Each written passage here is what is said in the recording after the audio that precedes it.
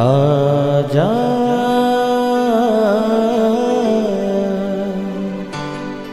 प्रभु यीशु के दर आजा, जीवन मिलेगा तुझे। आजा आजा प्रभु यीशु के दर आजा, जीवन मिलेगा तुझे। आजा आजा आजा आजा।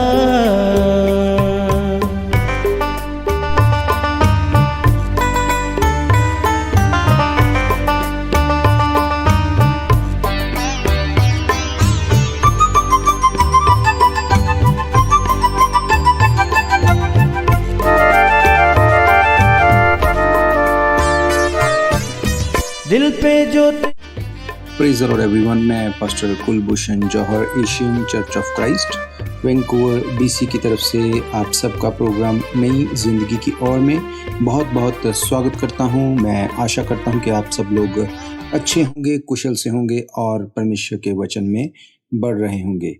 तो मैं आपका स्वागत करता हूं प्रभु यीशु मसीह की प्रेजेंस में। मैं धन्यवाद करता हूं आपने एक बार फिर से अपना कीमती समय निकाला और आज आप परमेश्वर के वचनों को एक बार फिर से सुनने के लिए इस रेडियो स्टेशन माध्यम से एक मन यहाँ पे मौजूद हैं। इसके लिए हम परमेश्वर का धन्यवाद करते हैं। और आइए, इससे पहले कि हम परमेश्वर के कलाम में से सीखें, उसके वचन में से हम अध्ययन करें, आइए हम अपनी आंखों को बंद करेंगे, अपनी सरों को झुकाएंगे और हम प्रार्थना में जाएंगे। सर्वशक्तिमान परमेश्वर यीशु मसीह नासरी, हम आपका धन्यवाद करते हैं। आप अच्छे, सच्चे, जीवित, दया करने वाले परमेश्वर हैं। आपने हमारी ज़िंदगी में ये समय एक बार फिर से दे दिया कि हम आपकी हजूरी में आ सकें, हम आपके कलाम में से सीख सकें। महान परमेश्वर, मैं प्रार्थना करता हूं कि आज जब हम तेरे वचन को पढ़ें, आज जब हम तेरे वचनों में से सीखें, खुदा बाप, तो तेरे हेवनली विजडम को, स्वर्गीय बुद्धि को तू हमें देना, ताकि हम तेरे कलाम में से सीख सकें, उसको हम समझ सकें, उसको सुनने वाले ही ना बने पर उसके ऊपर हम चलने वाले बन सकें, ताकि हम अपनी लाइफ में हर उस चीज़ से जो हमारी लाइफ को डिस्टर्ब करती है, हर वो चीज़ जो अंधकार की शक्तियों की ओर से है, उससे बच सकें और उसके ऊपर हम जीत प्राप्त कर सकें, विक्ट्री प्राप्त कर सकें। महान परमेश्वर, मैं सुनने वाले अपने हर लिसनर के ऊपर, हर भाई बहन, बच्चे बुजुर्ग के ऊपर आपकी दया, आपकी आशीष को मांगता हूँ। महान परमेश्वर, मैं अपने आप को आपके जोरावर हाथों में देता हूँ। सचमुच खुदा बाप, बोलने वाला मैं ना हूँ, पर तेरा पवित्र आत्मा हम में से होके बोले और बातचीत करे। यीशु मसीह के सामर्थी नाम से हम मांगते हैं, आमीन आमीन। आप भी बोल सकते हैं आमीन। आमीन का मतलब जो कुछ हमने मांगा, प्रभु यीशु मसीह उसको एज इट इज़ रिलीज करे। और जब बीच में कभी कभी मैं हालेलुया का वर्ड इस्तेमाल करता हूँ, तो शायद आप में से कोई मेरा भाई या बहन इस वर्ड का मतलब ना जानता होगा, तो मैं आपको बताना चाहता हूँ। हालेलुया का मतलब है कि स्वर्ग में, हेवन में प्रभु यीशु मसीह के नाम की स्तुति हो। Praise God. तो आइए हम बाइबल में जाएंगे। जो लास्ट वीक हमने सीखा उसके ऊपर जल्दी से एक रिव्यू में आपको देना चाहता हूं। हमने देखा था कि अगर हमें शैतान की चालों से बचे रहना है, तो हमें अपनी संगति के ऊपर, अपनी फेलोशिप के ऊपर ध्यान देना होगा। हमने देखा था इफिशियंस की किताब 5 अध्याय उसके 15 आयत में, इसलिए ध्यान से देखो कि कैसी चाल चलते हो, निर्बुद्धियों के समान नहीं पर बुद्धिमान के समान चलो। बाइबल कहती है कि तुम ध्यान से देखो, मीन्स आप और मैं, हमें ध्यान से देखना है, ना कि हमें दूसरों के ऊपर ब्लेम करना है। पहला कुरिन्थियन 15 अध्याय उसकी 33 आयत में लिखा है कि धोखा ना खाओ, बुरी संगति अच्छे चरित्र को बिगाड़ देती है। बहुत बार हम ब्लेम करते हैं कि किसी के करने से ऐसा मेरे साथ हो गया, पर बाइबल ऐसा नहीं कहती।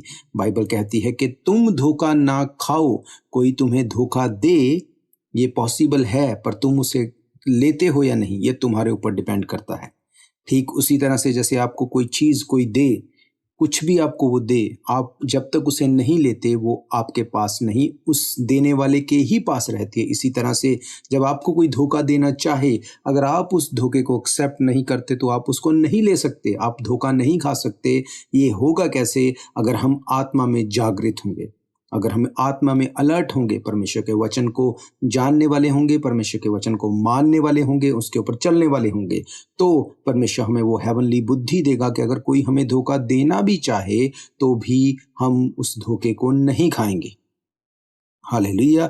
हर बात के लिए हम परमेश्वर को दोषी नहीं ठहरा सकते। हम खुद की फेलोशिप में, खुद की संगति में अगर सही नहीं चलते, अगर परमेश्वर के चलाए नहीं चलते, उसके सुनाए नहीं सुनते, तो एंड ऑफ द डे अगर हम उसके ऊपर ब्लेम करेंगे, परमेश्वर ऐसा मेरे साथ क्यों, तो परमेश्वर इस बात के लिए जिम्मेवार नहीं और इसका जवाब भी वो आपको नहीं देगा, क्योंकि उसने कहा जो लोगोज वचन, लिखा हुआ वचन, जो बाइबल उसने आपको मुझको दे दी, अगर हम उसको अध्ययन नहीं करेंगे तो वो कभी भी बोल के उन चीज़ों को नहीं बताएगा जो उसने इसमें हमारे लिए लिख दी। Praise God. परमेश्वर ने हमें बुद्धि दी, लोग दिए, हमारे ऊपर अगुवे ठहराए, ताकि हम सही और गलत का चुनाव कर सकें, हम सीख सकें कि क्या सही है या गलत है। आज हम देखेंगे कि कौन सी ऐसी चीज़ें हैं जिनको मेडिटेट करके, जिनके ऊपर चल के हम हर एक उस धोखे से बच सकते हैं, हर शैतान की चाल से बच सकते हैं, उससे बढ़कर हम अंधकार की शक्तियों से बच सकते हैं, हम नरक की आग से बच सकते हैं। हालेलुया। बाइबल एक बात बताती है कि मूसा जो कि इजरायलियों को मिस्र देश से निकाल के लेके आया, परमेश्वर ने मूसा को इजरायलियों के लिए 10 आज्ञाओं को दिया। उसने कहा अगर इन आज्ञाओं को तुम मानोगे तो तुम हर एक दुर्घटना से बचे रहोगे, तुम हर उस चीज से, अंधकार की शक्तियों से, वैरी के हर उस अटैक से तुम बचे रहोगे। उसने उन्हें आज्ञाएं दी। परमेश्वर ने मूसा को और मूसा ने इजरायलियों को आज्ञाएं दी। आज हम भी जो कि आत्मिक इजरायली हैं, हम भी उन आज्ञाओं को जब मानते हैं, उन पर चलते हैं, तो हम हर शैतान की चाल से बच सकते हैं। हम जान सकते हैं कि ये परमेश्वर की ओर से है या नहीं, आने वाली मुसीबत से बच सकते हैं। याद रखो, बाइबल एक बात बिल्कुल क्लियर बताती है कि अपने आप से कुछ नहीं होगा। जैसे ये जमीन, ये धरती जो परमेश्वर ने हमें दी, इसमें जो कुछ हम बीजते हैं वही हम काटते हैं। आम लगा के हम सेब नहीं काट सकते। अगर हम ये बोलें कि हमें गेहूं चाहिए तो गेहूं ही उगाना पड़ेगा। हम कुछ भी और उगा के कुछ भी अलग से एक्सपेक्ट नहीं कर सकते।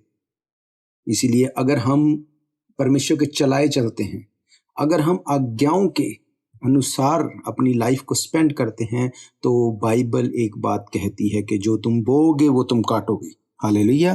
तो आइए आज जो टॉपिक मैं आपके साथ बांटने जा रहा हूँ परमेश्वर के वचन में से, वो है वो 10 आज्ञाएं जो परमेश्वर ने मूसा को दी और मूसा ने इजरायलियों को दी, ताकि वो इन आज्ञाओं के अनुसार चल सकें और अपनी लाइफ में हर उस धोखे से बच सकें, शैतान की अंधकार की शक्तियों से बच सकें। इसमें 10 आज्ञाएं हम लोग देखेंगे जो परमेश्वर ने मूसा को इजरायलियों को देने के लिए दी। तो उसमें से सबसे पहली जो आज्ञा है वो हमें मिलती है व्यवस्था विवरण की किताब, उसका 5 अध्याय, उसकी 7 आयत से आप आगे जब पढ़ेंगे तो 22 आयत तक आपको ये आज्ञाएं जो हैं वो मिल जाएंगी। मैं आपको शॉर्ट में इसको पढ़ के जो है बताऊंगा और उनको एक्सप्लेन करने की भी मैं कोशिश करूंगा। पहली ही आज्ञा जो है वो है मुझे छोड़ किसी को परमेश्वर करके ना मानना। ये पहली आज्ञा है जो परमेश्वर ने मूसा को दी और मूसा इजरायलियों को ये बात कहता है कि तुम्हारा परमेश्वर जो तुमको मिस्र देश से, गुलामी के देश से निकाल ले आया, वो एक बात तुमको पहली ही आज्ञा में बताता है कि मुझे छोड़ किसी को परमेश्वर करके ना मानना। मीन्स जो मेरा रुतबा है, जो मेरा ओहदा है, वो तुम किसी को नहीं दोगे। आज हम क्या परमेश्वर को उसका ओहदा, उसका जो ऑनर है उसको देते हैं? क्या हम इस चीज को उस तरह से देखते हैं या लेते हैं जैसे परमेश्वर ने कहा? ये क्यों आज्ञा परमेश्वर ने इजरायलियों को देने के लिए मूसा को दी? क्योंकि जिस मिस्र देश से वो निकल के आए, उस मिस्र देश में मूर्ति पूजा होती थी। लोग हर एक चीज को परमेश्वर करके मान के उसके लिए पूजा करते थे। पर बाइबल कहती है ज़मीन आसमान समुंदर चांद सितारों को बनाने वाला एक ही परमेश्वर यहोवा परमेश्वर प्रभु यीशु मसीह, जिसे छोड़ कोई परमेश्वर करके नहीं, कोई नहीं कहता कि मैं परमेश्वर हूँ, पर सिर्फ यीशु मसीह ने कहा मैं ही परमेश्वर हूँ। उसने कहा राह सच्चाई और ज़िंदगी मैं हूँ, पिता के पास सिर्फ मैं ही लेके जा सकता हूँ, मैं और पिता एक हैं। उसने कहा ज़मीन आसमान को बनाने वाला मैं हूँ। क्या आज इस बात को हम समझते हैं कि हमारा एक ही परमेश्वर है और वो प्रभु यीशु मसीह है। हमें किसी और चीज़ को परमेश्वर करके नहीं मानना। खुद से बनाई हुई मूर्तों से, खुद से बनाई हुई हाथ की चीज़ों को क्या हम परमेश्वर मानते हैं? बाइबल कहती है कि जिनको तुमने अपने ही हाथ से बनाया, जिनके मुंह तो तुमने बना दिया पर वो बोल नहीं सकती, हाथ तो तुमने बना दिए, वो हाथ से कुछ भी एक्ट नहीं कर सकती, आंखें तो तुमने बना दी पर वो देख नहीं सकती, क्या वो परमेश्वर है? या जिसने तुम्हें बनाया, जिसने तुम्हारे हाथ, तुम्हारा मुंह, तुम्हारे पैर, तुम्हारे शरीर को बनाया, वो परमेश्वर है? तो अगर तुम इस बात को समझते हो कि वो परमेश्वर यीशु मसीह नासरी जिसने सब कुछ को बनाया वही एकमात्र छुड़ाने वाला, बचाने वाला और जीवित परमेश्वर है, तो उसने कहा तुम मुझे छोड़ के किसी को परमेश्वर करके ना मानना, तब तुम इन सब मुसीबतों से बचे रहोगे। ये पहली आज्ञा परमेश्वर ने दी। दूसरी आज्ञा उसने दी, तू अपने लिए कोई मूर्ति खोद कर ना बनाना। जैसे कि मैंने इसी आयत में आपको ये एक्सप्लेन कर दिया कि अपने लिए मूर्ति खोद कर ना बनाना। हम परमेश्वर को अपने लिए नहीं बना सकते, परमेश्वर ने हमें बनाया। क्या हम परमेश्वर का कोई स्वरूप बना सकते हैं? क्या हम परमेश्वर की कोई इमेज बना सकते हैं? जिसने हमें बनाया हम उसको नहीं बना सकते। उसने कहा कि मैंने तुम्हें रचा, हमने परमेश्वर को नहीं रचा। परमेश्वर की मूर्ति हम नहीं बना सकते। उसने कहा तो अपने लिए कोई मूर्ति खोद कर ना बनाना। तीसरी आज्ञा लिखी है, तू अपने परमेश्वर यहोवा का नाम व्यर्थ ना लेना। नाम व्यर्थ ना लेना का मतलब कि हर बात में बहुत से लोग इस बात के लिए बोलते हैं कि मुझे परमेश्वर की सौगंध, मैं परमेश्वर को हाजिर नाजिर जान के ये बात बोलता हूँ, उसके नाम को आगे रख के झूठ बोला जाता है। परमेश्वर ने कहा तू ऐसा ना करना, तू अपने परमेश्वर का नाम व्यर्थ ना लेना, तू मुझे छोड़ किसी को परमेश्वर करके ना मानना, अपने लिए कोई मूर्ति खोद कर ना बनाना। और ऐसी चीज़ें करके तू परमेश्वर के सामने इस बात को रखता है कि मैंने तेरी आज्ञा मानी, जबकि ये बिल्कुल उलट है। परमेश्वर ने कहा मुझे छोड़ किसी को परमेश्वर करके ना मानना। आज हम हर चीज़ को परमेश्वर करके मानते हैं। कोई पेड़ है उसको परमेश्वर करके मानते हैं। कोई भी चीज़ अगर आपको देखने में आती है, हम उसको मूर्ति बनाकर उसको पूजना शुरू करते हैं और हम बोलते हैं कि ये परमेश्वर है। ये परमेश्वर की हाथ की बनाई हुई कारागरी है। इन चीज़ों को हम परमेश्वर नहीं कह सकते। उसने कहा परमेश्वर का नाम व्यर्थ ना लेना। बेवजह से परमेश्वर के नाम को आगे रख के हम झूठ बोलते जाएंगे। परमेश्वर इस बात को बिल्कुल भी लाइक नहीं करता। चौथी आज्ञा जो उसने दी, उसने कहा तुम विश्राम दिन को पवित्र मानना। विश्राम दिन कौन सा? बाइबल कहती 6 दिन परमेश्वर ने काम किया, 7वें दिन उसने सब कुछ को पूरा करके आराम किया और कहा इसी तरह से तुम भी विश्राम दिन को पवित्र मानना। 7वें दिन तुम परमेश्वर के भवन में जाना, उसकी आराधना करना। तुम्हारा कोई दास, दासी, गधा, बैल, बच्चे कोई भी हो काम ना करे। तुमसे सिर्फ परमेश्वर के लिए अपनी लाइफ को डेडिकेट रखना। उस दिन खास तौर पर परमेश्वर की आराधना के लिए, उसकी संगति के लिए तुमको अवेलेबल रहना है। ऐसा नहीं कि सिर्फ 7वें दिन ही, 7वां दिन मीन्स संडे, मीन्स वो पहला दिन है। ऐसा नहीं कि हम सिर्फ उसी संडे के दिन ही परमेश्वर के लिए अवेलेबल रहें, बाकी 6 दिन जो दिल करे करें। नो, हमें हर समय परमेश्वर की हजूरी में रहना है, पर विशेषकर उस पहले दिन में जो संडे का, इतवार का दिन है, हमें परमेश्वर के लिए अपने आप को मुहैया रखना है। इसको करके हम परमेश्वर को ऑनर करते हैं कि जैसे आपने आज्ञा दी कि सब कुछ को पूरा करके विश्राम में प्रवेश किया, मीन्स परमेश्वर की आराधना में, उसकी संगति में प्रवेश करना है हमें। Praise God. 5वीं आज्ञा जो है वो है तू अपने पिता और माता का आदर करना। ये बहुत इम्पॉर्टेंट जो है एक आज्ञा परमेश्वर ने हमें दी कि तू अपने पिता और अपनी माता का आदर करना। आज बहुत से लोग अपनी लाइफ में सब कुछ होते हुए भी स्ट्रगल में हैं। उनको ये नहीं पता कि ये स्ट्रगल क्यों है। कई बार लोगों को लगता है कि शायद मैं और मेहनत कर लूँ, शायद थोड़ा सा और पैसा कमा लूँ या अपनी स्ट्रगल से, अपनी लाइफ से किसी तरह मैं छूट जाऊँ, पर उनको नहीं पता कि वो अपनी लाइफ में इन चीज़ों में क्यों फंसे हैं। उसके पीछे एक ही कारण है कि वो अपनी पेरेंट्स को उनका ऑनर नहीं देते। बाइबल कहती है अपने पिता और माता का आदर करना, जैसा कि तेरा परमेश्वर यहोवा ने तुझे आज्ञा दी है। माता पिता का ऑनर करना, उनकी आज्ञा मानना, ये परमेश्वर की ओर से आज्ञा दी गई है। हर वो इंसान जो अपने माता पिता को ऑनर नहीं करता, आज्ञा नहीं मानता, उनके चलाई नहीं चलता या उनका ध्यान नहीं रखता, आप उसको हमेशा स्ट्रगल में देखने वाले हैं। एवरी टाइम, हर समय वो स्ट्रगल में होगा और उसको नहीं पता होगा इसके पीछे वजह क्या है। पर मैं आपको सच कह रहा हूं, जैसे ही वो अपनी इस आदत को बदल के परमेश्वर की इस आज्ञा को पूरा करना शुरू करे, अपने पेरेंट्स की आज्ञा को माने, उनको ऑनर करना शुरू करे। ऑनर पैसे से, ऑनर आदर से, रिस्पेक्ट से, हर तरह से। जब वो अपने पेरेंट्स के लिए अपने आप को डेडिकेट करे, परमेश्वर उसके लिए वो रास्तों को खोलेगा जो आज तक उसने देखे ना होंगे। वो अपनी स्ट्रगल से छूट जाएगा। ये बाइबल कहती है, पर इस बात को हम बहुत हल्का लेते हैं, वेरी लाइटली। हमें लगता है दैट्स ओके, ये तो हमारे माता पिता हैं, और हम वो तवज्जो उनको नहीं देते, हम वो ऑनर उनको नहीं देते, और स्ट्रगल हमारी लाइफ का हिस्सा बनी रहती है। हालेलुया। छठी आज्ञा लिखी है कि तू हत्या ना करना। हत्या ना करना मीन्स श्योर, तू मर्डर ना करना। ये सही है कि मर्डर नहीं करने के लिए परमेश्वर ने बोला, पर उसके साथ साथ ये सिर्फ वर्ल्डली ना होके ये स्पिरिचुअल भी इसको देख सकते हैं, हम इसको इमोशनली भी देख सकते हैं। बहुत बार हम वर्ल्डली तो किसी का कत्ल नहीं करते, पर हम इमोशनली लोगों की भावनाओं का कत्ल कर देते हैं। लोगों की बेइज्जती करने में हम एक मिनट के लिए नहीं सोचते, उनको हम एक मिनट में दूसरों के सामने बेइज्जत करके उनके इमोशंस का कत्ल कर देते हैं।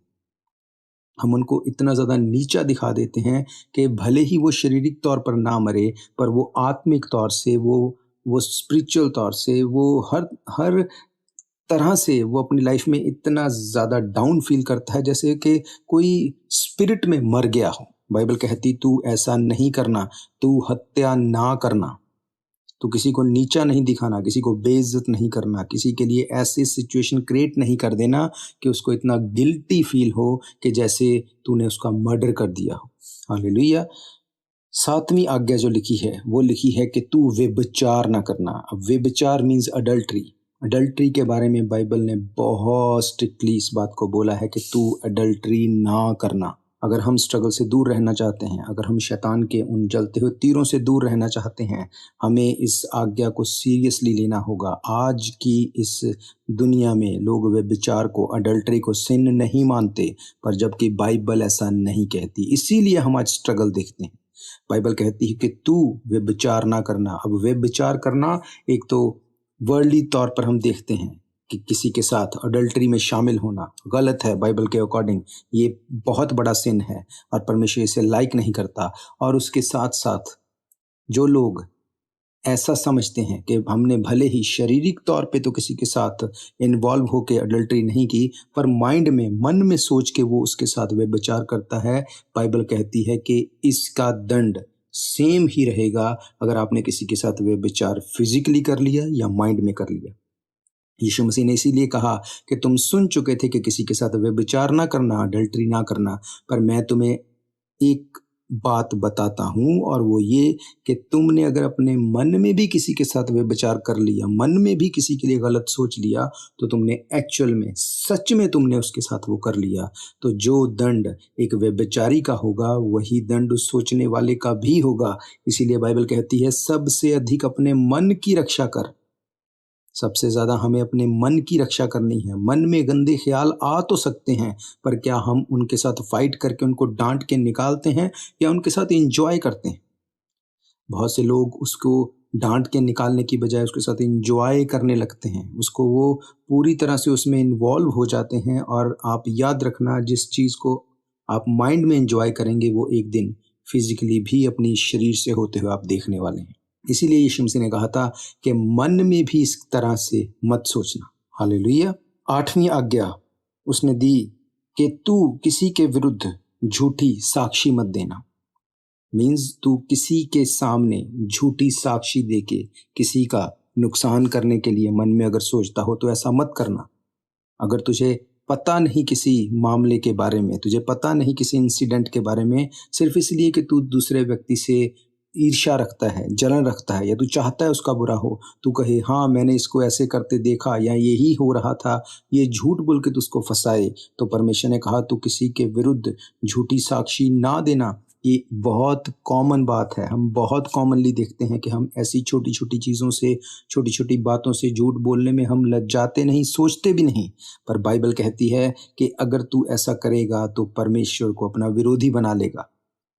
और बाइबल में एक बात लिखी है कि अगर इंसान का विरोधी हो जाए तो परमेश्वर उसे छुड़ा सकता है और बचा सकता है, पर अगर परमेश्वर ही इंसान के विरोध में आ जाए तो उसको कोई छुड़ा नहीं सकता, उसको कोई बचा नहीं सकता। हालेलुया। इसका मतलब कि परमेश्वर हमारे विरोध में ना आए, इसलिए हमें उसके अधीन रहना है, उन आज्ञाओं के अधीन हमें रहना है। हालेलुया। और 9वीं आज्ञा जो है, 9th नंबर जो कमांडमेंट है वो है तू चोरी ना करना। अब चोरी ना करना के बारे में हम जानते हैं, किसी से किसी चीज़ को चुरा लेना, किसी से किसी चीज़ को चीट कर लेना, वो चोरी है। हम जानते हैं बहुत बार जब ये बात को हम सुनते हैं, हमारे माइंड में आती है, तो पहली बात हमारे माइंड में यही आती है कि हम पैसों की चोरी ना करें। यस, फॉर श्योर, हमें पैसों की चोरी नहीं करनी। बहुत से लोग आज के दिन में अपने थोड़े से फ़ायदे के लिए बहुत बड़े नुकसान को मोल लेते हैं। उनको लगता है थोड़ा सा झूठ बोल लेना या गलत तरीके से पैसे को कमा लेना, थोड़ा सा चोरी कर लेना किसी चीज़ को, कोई बड़ी बात नहीं। अगर हम ऐसा कर लेंगे तो परमेश्वर को इससे कोई फ़र्क नहीं पड़ता। परमेश्वर इस चीज़ के ऊपर ध्यान नहीं देगा, ये छोटी बात है। पर मैं आपको सच कह रहा हूँ कि ये छोटी छोटी चीज़ें हमारी लाइफ को बड़े नुकसान की ओर ले जाती हैं। छोटी छोटी चीज़ें अगर हम देखें, अगर इनमें हम वफ़ादार रहें, बाइबल कहती है कि जो थोड़े में वफ़ादार है उसे बहुत भी दिया जाएगा। अगर आपको कोई जिम्मेवारी दी गई, चाहे वो पैसों के रिलेटेड हो या किसी भी और चीज़ के, अगर आप उसमें वफ़ादार हैं थोड़े में तो परमेश्वर बहुतों का अधिकारी बनाएगा, बाइबल कहती है। पर अगर आप उसमें चीट करेंगे, चोरी करेंगे, तो परमेश्वर इससे खुश नहीं। और चोरी करना और हत्या करना, इन दोनों की सज़ा सेम है, बाइबल ये भी कहती है। हालेलुया। चोरी करने का मतलब सिर्फ पैसे को चुराना नहीं। हम बहुत बार लोगों के स्टेटस को चोरी करते हैं। अगर आप किसी को मौका दो कुछ भी प्रेयर करने के लिए या किसी चीज़ को शेयर करने के लिए, अगर आप 5 लोगों को, 10 लोगों को ये मौका देते हो कुछ भी अपना कंट्रीब्यूट करने के लिए, कुछ बांटने के लिए, तो अगर पहला ही व्यक्ति सारे टाइम को ले ले, वही चाहे कि जो मेरे पास टाइम है उसको मैं अपने ही हिसाब से बोलूं, यूज़ करूं, अपनी अथॉरिटी दिखाऊं, और वो सब टाइम कंज्यूम कर ले और बाकियों को कुछ भी शेयर करने का मौका ना मिले, बांटने का मौका ना मिले, तो ये भी एक चोरी है। उस एक व्यक्ति ने बाकी सब की जो शेयरिंग थी उसको चोरी कर लिया। तो ये एक समझने की बात है, सिर्फ पैसों में नहीं, हम अलग अलग तरीके से चोरी करते हैं। अगर किसी की अप्रिसिएशन है, हम उस व्यक्ति को आगे ना रख के खुद को आगे रख के दिखाते हैं कि इसके करने से नहीं, ये मेरे करने से हुआ, तो हम उसकी जो अप्रिसिएशन है उसको चोरी करते हैं। बहुत बार हम काम पे देखते हैं, अगर कुछ करने के लिए बॉस ने दिया तो वो किया किसी और ने, पर हम जाके ये दिखाते हैं कि हमने इसको किया। कुछ प्रॉब्लम आ गई तो फिक्स किसी और तरह से हुई, पर हम दिखाना चाहते हैं नहीं, इसको हमने फिक्स किया। तो ये हम क्या करते हैं, हम किसी और की अप्रिसिएशन को चोरी करते हैं। ये भी उसी तरह से चोरी करना है जैसे पैसे को चोरी करना है। हालेलुया। आज प्रॉब्लम ये है कि जब हम झूठ बोलते हैं, हमारी गलती होती है, तो हम बड़े अच्छे वकील बन जाते हैं, पर जब यही बात कोई दूसरा व्यक्ति करता है तो हम बहुत अच्छे जज बन जाते हैं। अगर हमारी गलती है तो हम वकालत करते हैं कि नहीं, ये ऐसा नहीं था, ये इस तरह से नहीं था, ये इसका संदर्भ कुछ और था, इसका कॉन्टेस्ट कुछ और था, पर यही गलती जब कोई और करता है तो हम बिना किसी दलील के फैसला सुना देते हैं कि ये भाई या बहन यही गलत था, जज बन जाते हैं उसमें। तो ये क्या है? ये चोरी करना है। दूसरों की एप्रिसिएशन को हम चोरी करते हैं, परमेश्वर की महिमा को हम चोरी करते हैं। परमेश्वर ने हमारी लाइफ में सब कुछ दिया, अजीब अचंभित काम वो करता है। जब टेस्टिमनी देने की बात आती है हमको लगता है नहीं, ये तो अपने आप से हो गया। ये क्या है? ये चोरी करना है। परमेश्वर की महिमा हम चोरी करते हैं। हालेलुया। तो हमें इन बातों को अपने माइंड में रखना है, सोचना है, उसके अनुसार चलना है। और आखिरी और 10वीं आज्ञा जो परमेश्वर के वचन में लिखी है वो है, तो किसी भी वस्तु का लालच ना करना। हालेलुया। आज ये बहुत कॉमन बात है। हम बहुत जल्द लालच में आ जाते हैं। किसी का घर देखते हैं, किसी की गाड़ी देखते हैं, किसी की जॉब देखते हैं, किसी की कोई भी चीज़ जो हमें लगता है हमसे बेहतर है, हमारे मन में लालच आ जाता है कि ऐसा हमारे पास क्यों नहीं, हमारे पास भी ऐसा ही होना चाहिए। अगर तो हम उस चीज़ के लिए मेहनत करने के लिए तैयार हैं, अगर हम ये सोचते हैं कि हाँ मैं भी इसी के समान मेहनत करूँगा और मैं इन चीज़ों को भी अचीव करूँगा, वो लालच नहीं, वो एक हेल्दी, आप बोल सकते हैं, एक कंपटीशन है। हमें इस बात को ध्यान में रखना है कि हाँ उसने मेहनत की, मुझे भी मेहनत करनी है, मुझे भी इन चीज़ों को लेना है। पर अगर हम सिर्फ कुड़कुड़ाते रहें और लालच करते रहें कि हाय ऐसा मेरे साथ क्यों नहीं, हाय इसका घर जितना बड़ा मेरा क्यों नहीं, हाय इसके पास बड़ी कार है, हाय इसके पास इतने पैसे हैं, मेरे पास ऐसे क्यों नहीं, ये लालच करना है। और बाइबल कहती है कि तू किसी भी वस्तु का लालच ना करना, किसी भी वस्तु का लालच ना करना, क्योंकि हो सकता है जो तू लालच कर रहा है, देख रहा है, परमेश्वर ने तेरे लिए इससे भी बेहतर रखी हो, पर क्योंकि तू आने वाले दिनों को जानता नहीं, तू फ्यूचर को नहीं देखता, इसलिए तू अपने मन में कुड़ता है, अपने मन में तू उन विचारों को रखता है कि तू परमेश्वर और अपने बीच में एक बड़ी दूरी को ले आता है।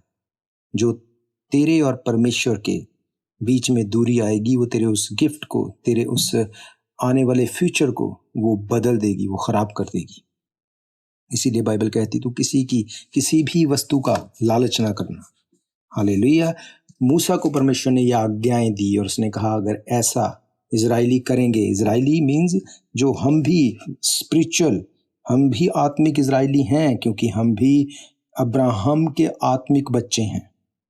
उसने कहा अगर तुम ऐसा करोगे तो तुम धन्य होगे खेत में, धन्य होगे आते हुए जाते हुए, घर में बाहर, मीन्स हर जगह तुम ब्लेस्ड होगे। तब तुम्हारे ऊपर अंधकार की शक्तियां काम नहीं कर सकेंगी। पर आज प्रॉब्लम यह है कि हमें सब कुछ परमेश्वर ने लिख के वचन में दे दिया, उसको पढ़ने की बजाय, उसके ऊपर काम करने की बजाय हम अपनी बुद्धि को लगाना शुरू करते हैं और फंस जाते हैं। इसीलिए बाइबल कहती है तो अपनी बुद्धि का, अपनी समझ का सहारा ना लेना, वरन संपूर्ण मन से यहोवा के ऊपर भरोसा रखना, उसी को स्मरण करके अपने सब काम करना, तो वो तेरे लिए सीधे मार्ग को निकालेगा। हालेलुया।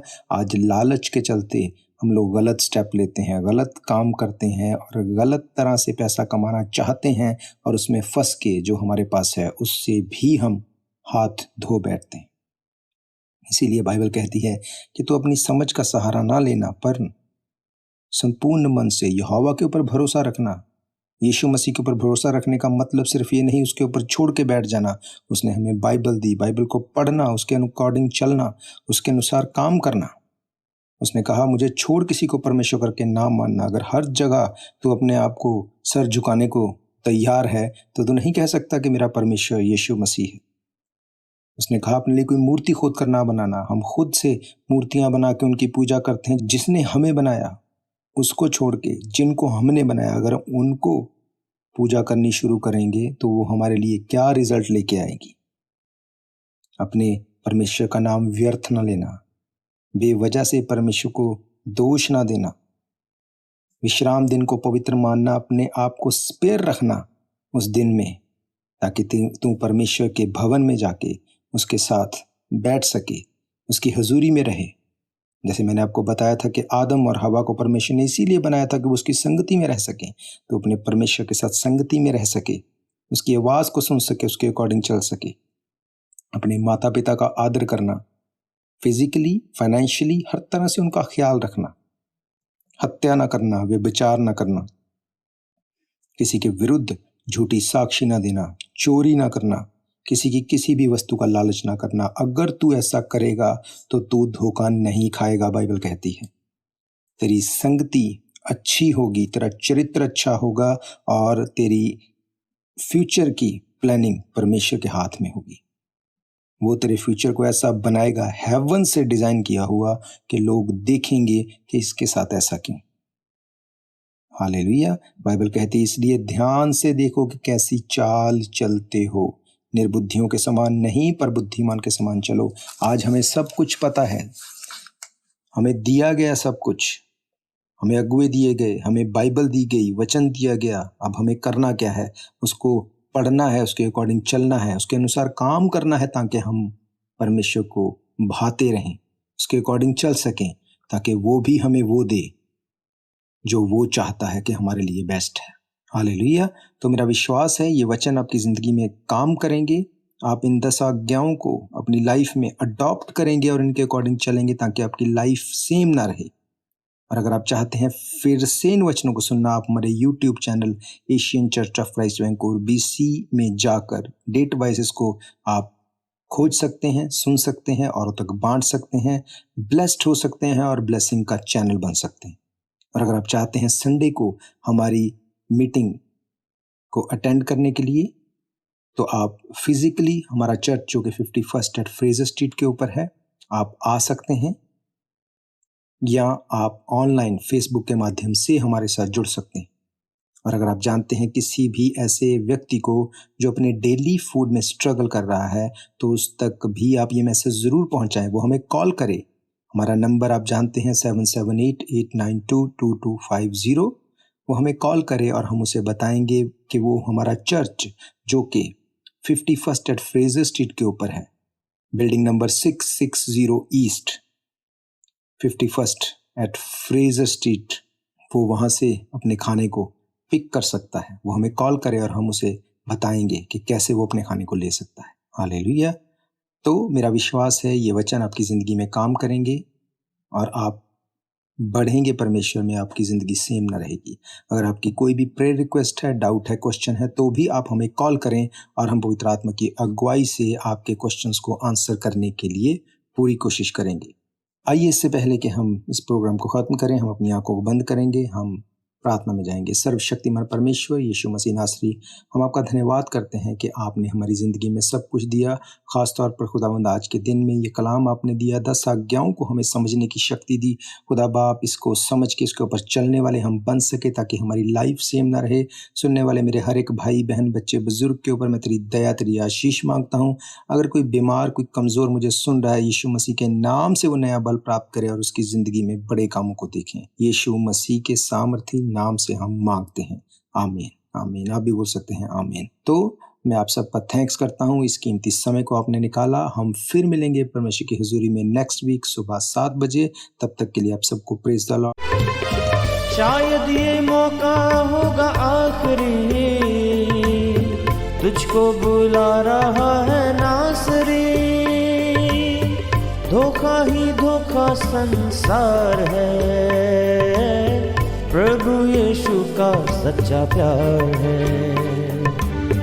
धोखा ही धोखा संसार है, प्रभु यीशु का सच्चा प्यार है। आजा